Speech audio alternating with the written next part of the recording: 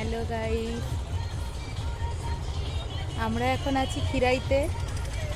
খিরাইয়ের সেই বিখ্যাত ফুলের বাগান পেছনেই দেখতে পাচ্ছ, গাঁদা ফুলের বাগান। আগে আগে আমরা দেখতে পাবো আর কি কি রয়েছে, তোমরাও দেখতে থাকো।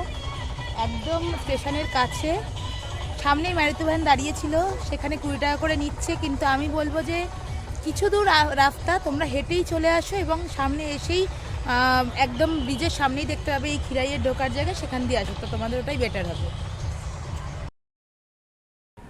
আমরা পুরোপুরি ঢুকে পড়েছি ফুলের বাগানের চারিদিকে, যেখানেই চোখ যাচ্ছে শুধুই গাঁদা ফুল। দেখো গাঁদা ফুলে চারিদিক ছেয়ে আছে, কি সুন্দরই না লাগছে। অন্যান্য ফুলও আমরা দেখতে পাচ্ছি, তবে এবার গাঁদা ফুল থেকে আমরা অন্যান্য ফুলের দিকেও যাব। দেখো এদিকে বিভিন্ন ধরনের ফুল আছে, যেগুলোর নামও আমি সব জানি না, কিন্তু দেখতে যে সেগুলো অসাধারণ লাগছে। ফুল দেখলেই যেহেতু আমাদের ভালো লাগে, অবশ্যই সেগুলো খুবই সুন্দর লাগছে। আর আমরা নেহাতি গিয়েছিলাম ফেব্রুয়ারি মাসে, তখন একটু গরমটা পড়ে গিয়েছিল, আর চারিদিকে শেড না থাকার কারণে গরমটাও কিন্তু বেশ লাগছিল। তো তোমাদেরকে আমি বলবো অবশ্যই যাও, ঠান্ডা থাকাকালীনই এখানে যাওয়াটা ভালো।